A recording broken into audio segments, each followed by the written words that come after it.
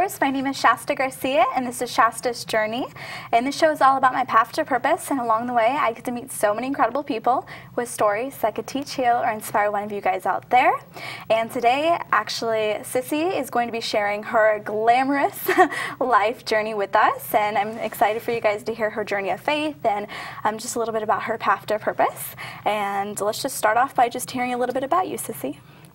Well, my name's Sissy Hendrick, and I own Sissy's Belle Spa in Murphy's. And besides running the salon and working in there, I also am the executive director for Calaveras Door of Hope Pregnancy Center. And in my free time, I help out with the women's ministries at my church, Mountain Christian Fellowship. Multiple hats, multiple roles. I totally know how that is. Yes, you do. You're playing different hats, yes. Tossing them back and forth, and sometimes you have to wear all three of them. At one time, yes. Kind of got to just look a little crazy and balance them out a little bit. That's true. Yeah. Yeah, but as the owner and operator of the Sissy Belle Spa, it hasn't been as glamorous as people would think. There has been trials and tribulations that you've been through to make it what it is now. Right. And so I would love to have you share a little bit of how you came to be the owner of it, and just kind of how it's organic. Well, I've been in the industry since '86, and I've had my own salon since about '94.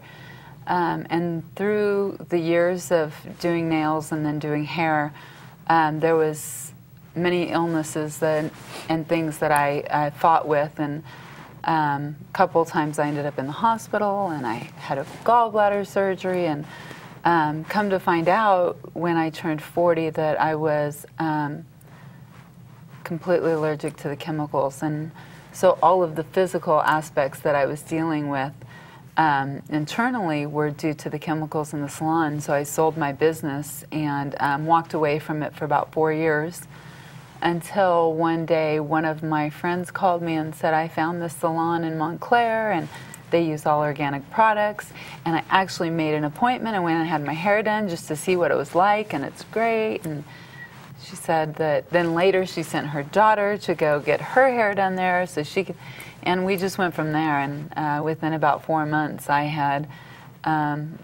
opened up a new salon called Sissy's Belle Spa. Actually, it was Sissy's Bella Eden. It was the beautiful garden at first, and I was in a little tiny salon, just me, for about a year, and then I was able to move down the street and expand, and we do manicures and pedicures and hair and extensions, and as of this week we'll be offering massages within the salon also. That sounds amazing. Yeah. I've been looking for a place to get a massage. That sounds fabulous. And hey, I was already saying I gotta go check out this place. So so that's why you use organic. That's why I use organic. It's been a huge blessing. And just to know, for my household cleaning products and all of that, I'd always used more clean products and organic products. And why I didn't think that the beauty industry was going to kill me, I don't know. But it's just great to be able to offer this, not only for myself, but the girls that work with me, and then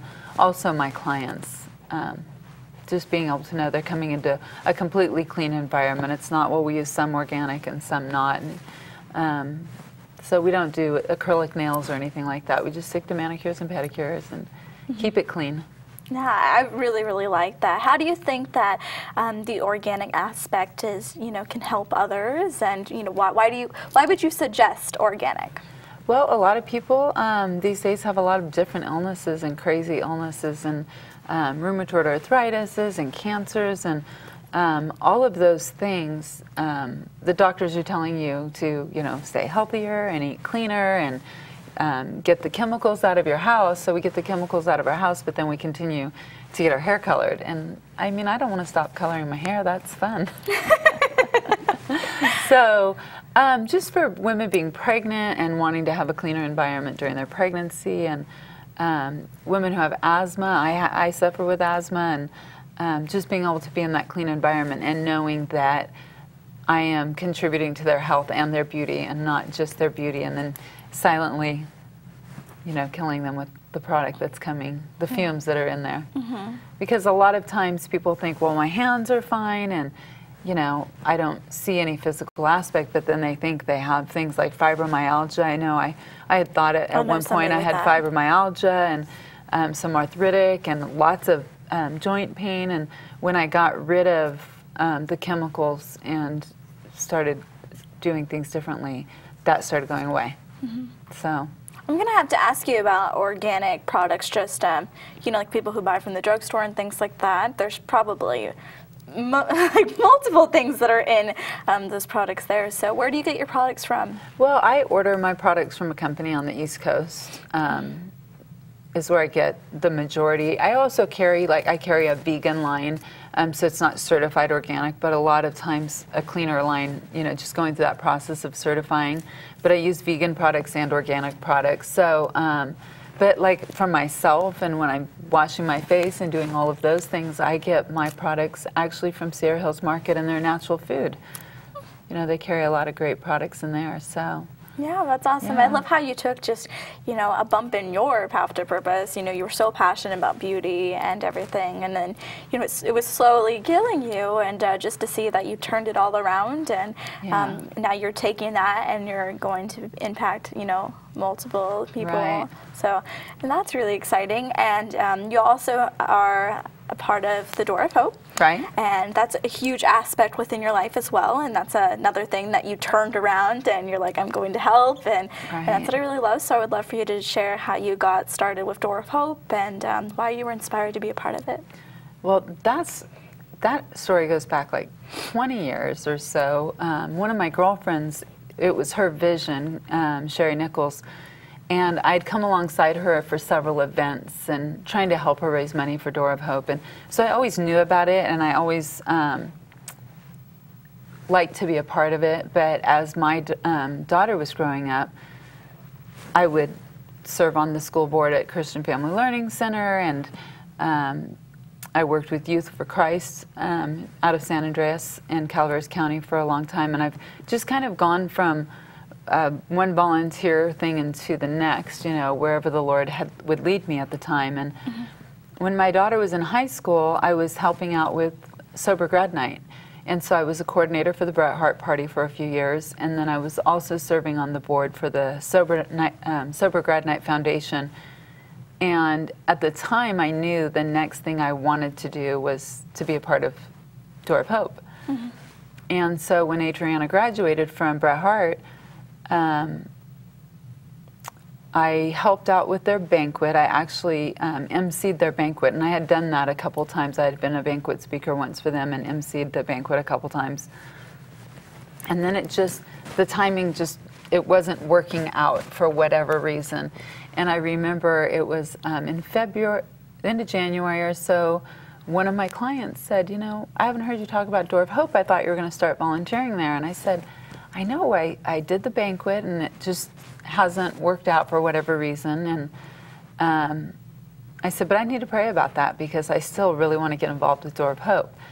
And so that night, I got a phone call from the board chair saying that they were looking for a director and that they had thought about me and asked if I would consider applying for the position. And that was not what I had in mind. You know, all of the time I was thinking, you know, go volunteer a couple hours a week, you know, or whatever. So I looked into it and I went through the process, and when I sat in front of the board, I was like, you realize, like, I have a salon and that is not going away, so, and they said, no, the Lord's put you on our heart, and they hired me, and that was in 2011. Wow, so you've been with them for quite some time. So I've been with them for quite some time. We went from San Andreas, where we had a couple small, a little tiny office and a little tiny counseling room and a little tiny closet for our Learn to Earn program, and that was great. And the owners, Dave and Sheila Howard, were great. They had given us that space for many years, but the Lord had spoke to me that part of them bringing me on to Door of Hope was to expand Door of Hope. And we've been in Angels Camp now for a year and a half on Stanislaus Avenue, and it's been great. It's been really great. Yeah, I mean, I've heard a lot about it, and for those who don't know, could you share a little bit about what Door of Hope represents and, you know, just what it's all about? Yeah, so Calaveras Door of Hope is a pregnancy resource center, and we are there to help young women and men who find themselves in an unexpected pregnancy. And we offer free pregnancy testing, which is self-administered pregnancy test. We're not a medical facility at this time. And with that, we offer other services to them. We have peer counseling, and they get to meet with a counselor once a week, a peer counselor, and work through whatever they need to work through. But on the onset of their pregnancy tests, we give them information about all of their options, parenting, adopting, and abortion, and just trying to give them the information and the truth behind each different option, and how it can impact them, and how it can help them. And with that, then we have a Learn to Earn program, which as they come see their peer counselor, they can do video classes and watch educational videos on parenting, on birthing, tons of education. And with that, they earn points. And when they go to their doctor's appointments or WIC or anything they do that's healthy for them and the baby, we offer them points.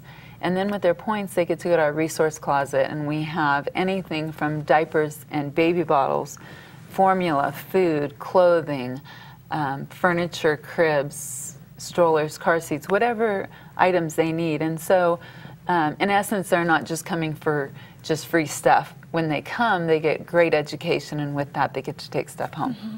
And you have a heart for it, because you actually have been in a position that a woman or, you know, a young man would be in if they were coming to the Door of Hope. Yeah, and it was really interesting because all of the years I was with Door of Hope, loosely just volunteering with Sherry, and then that last banquet I was emceeing, there was a moment, and I never realized I had a story, but there was just this moment of kind of, I had to fill in time. You know how sometimes when you're in a banquet situation and everything's not right on time, or so I had a few minutes that I just had to fill in, and the Lord just quickened me back to the moment I found out I was pregnant with Adriana. I had been married, and I had been in a pretty rough marriage. It was pretty abusive, and we had separated and were going through a divorce, and then decided one last moment to give it another chance, because I did not, you know, I did not feel like, I didn't ever wanted a divorce in my life, you know, that was harsh. So my ex-husband had been trying to turn things around for himself, so I went back to him, and within about 3 months, things had gotten so bad again that I kind of fled in the middle of the night and went to my parents' house.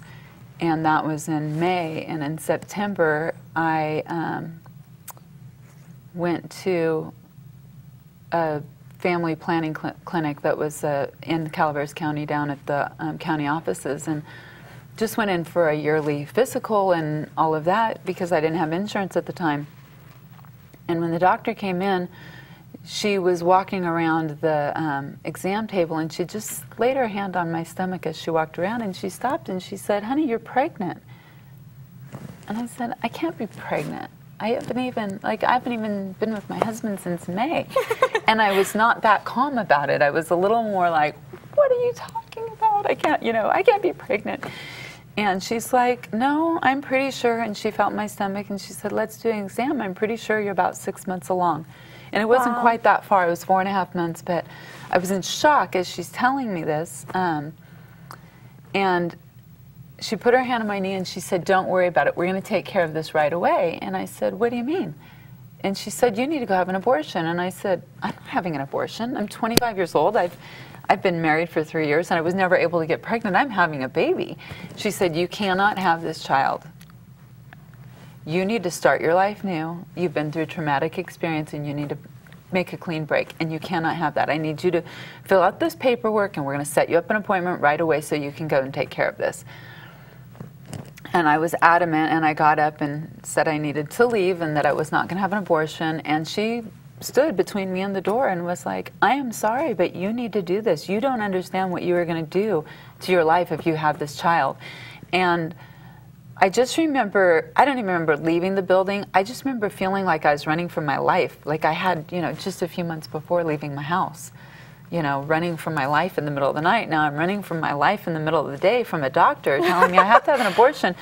And I'm 4.5 months pregnant. And I never thought I'd have children. I was told I wasn't going to be able to have children. And so I just remember getting in my car and I'm driving up the hill, just thinking, I don't even know what I was thinking, just, oh my gosh, just trying to process all of that. And by the time I got to Angels Camp, I pulled into the Save Mart parking lot and pretty much am sitting there with my head on my steering wheel going, what just happened to me? And my mom's friend, Betty, walks up to the window, and I roll down the window, and I look at her, and I just start bawling. And she goes, oh, you're pregnant, aren't you? Oh, gosh. And yeah, that was it. And, you know, I went from the shock of finding out I was pregnant and then just right into trying to figure out, you know, the next step. And I found out I had Graves' disease shortly after that, and that's why I didn't have the symptoms of being pregnant, and all of this stuff happened, and I'd never, ever thought about, it was like when something bad happens, you put it in the back of your head and you never go back to it, until that very night that I was emceeing the Door of Hope fundraiser banquet, and that was in 2010, and in February of 2011, I'm now the director, and I was like, and I actually have a story. And I just never realized that all of those years that I knew I wanted to be associated. I just had to draw to those women because God put that in my heart at a very young age. Just that my purpose was to help women in life. And that's what's been so amazing about having a salon all these years is being able to have women in the chair and men. I do a lot of men, and I get, you know, it's great.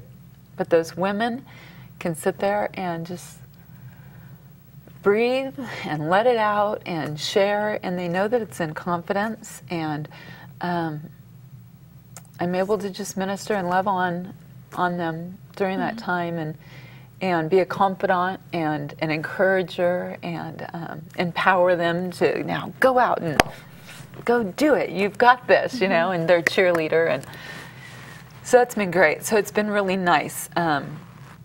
It's different at the Door of Hope because I'm not in the counseling room on a day-to-day basis. Being the executive director, I'm more overseeing the counselors and the operations, but I still get to have those stories. And one of my favorite stories about the clients is we had a young girl come to us who was pregnant, and she chose to keep her baby, and she continued to come to Door of Hope, and do her Learn to Earn, and then she had her baby, and then she kept coming to Door of Hope. Just loved being there, and it got to the point where she had, you know, her needs, and she was going to college now and doing all of those things, and the baby turned 1 year old, and she still wanted to come every week, and then she said, I want to be a counselor. And what was really great was in her journey, at Door of Hope, she had accepted the Lord into her life. And through that, she's now, you know, in her 2nd year of college, and her baby is over 1 year old, and she just completed her volunteer training last week. Aww. So she's now going to be a counselor. That's awesome. So yeah, I just love how that all works. And you've mentioned, you know, a few times throughout the show so far, just kind of your faith, and I'm sure people can already really tell, but I just kind of wanted to hear how your journey of faith started. You know, how did you come to know the Lord, and just how did that all start? Well, I was really fortunate. When I was very young, my parents were, they had us when they were babies. They got married right out of high school, had my brother, had me. My mom was raised in a atheist family, and my dad was raised in a Christian family, but he wasn't raised like always going to church and all of that. I mean, he was raised by an alcoholic father, and they had their issues, and my dad was definitely an alcoholic. He was, you know, the fun drinker, and It drove my mom crazy when he drank, and she hated it. And they got to a point where she was ready to walk out the door, and I was probably about 4. And she had come to know the Lord right around that time, and my dad just got on his knees and didn't want that to happen. And I think there was about 2 years difference between them coming to the Lord. So by the time I was 5 years old, we were in church every Sunday, and we went to a little church in Martinez called Martinez Open Bible. And so I think I was about 6 years old when I had already come to faith. And I remember even one night I was at home, and I had not been feeling well, and my parents were having a Bible study in the house. And I had come out of my room for whatever reason. I remember I was wearing a blue nightgown, and my uncle said, "Oh, you're not feeling good. We need to pray for you." And there's all of these people in the room, you know, and they're all praying. And it was a little Pentecostal church, so they were holy rollers. And they prayed for me that night, and I was actually baptized in the Holy Spirit at 6 years old. And wow. So I kind of was just a little trooper from a very young age. And I had some things happen to me as a young child from an older cousin that were a little devastating. And I never shared it with my parents until I was about 21. But because of some of the things that had gone on when I was younger, about 18, I was really searching for love. And so I think about that time I was falling away from my walk and kind of confused. And then when I was 20, I did not expect this story to come out tonight. When I was 20, my brother was murdered. And I just, for about a couple years, that's when I ended up with my ex-husband, and I was kind of devastated. And through that, God just turned it all around because He's so gracious in that. And, I was 25, and I was fully back with the Lord, and I was going to church in Arnold because that's where, when I went back to my husband for that couple of months, that's where he said he would go to church. Well, he didn't stay there, and I'd kind of made my place there, and stayed there for a short time and started working with women who came out of abusive relationships and just doing the restoration thing. Walking alongside women, because we've all been through some stuff, right? Yeah. So I was able to work through at that little church, Oak Circle Community Church, some healing through different Bible studies. And the lady Betty that came up to my window was my spiritual mom at that church. And she just walked right alongside me, and I started teaching a Bible study called Search for Significance, which is a spiritual journey and recovery, but not necessarily from drugs and alcohol, but from life issues. So, and I know now I had to teach it because I went through it about 7 times. And I think it sometimes takes a while for that stuff to stick. But just through the pain and the loss and watching my parents go through the loss of a child like that, so devastating, and just hang on to their faith and be so strong. Yeah. The Lord just brought me back full circle, and then being in the salon and doing women's ministries at my church at Mountain Christian Fellowship for many, many years. It's just been amazing because I have a story, and I don't have one story, I have like 10 stories, you know, and because of that, it makes me very relatable. And God's able to use that. So that's kind of my faith, and my spiritual faith was just being able to have a sure, strong foundation as a child.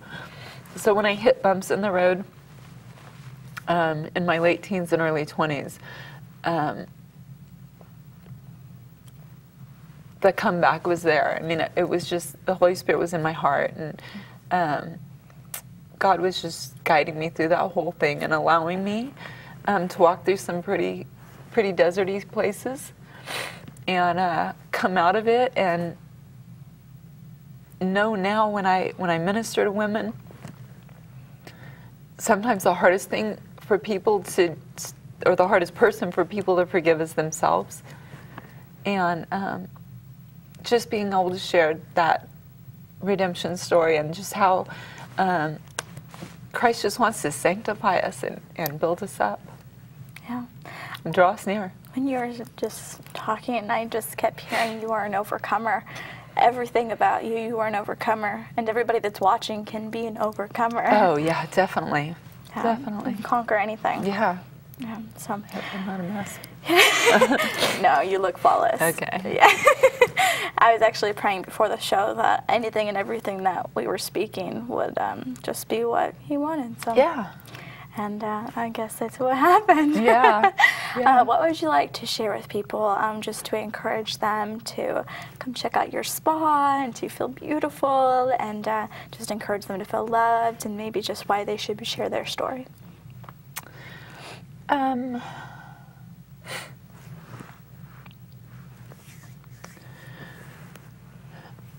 I would like to share with women that just that overcoming, you know,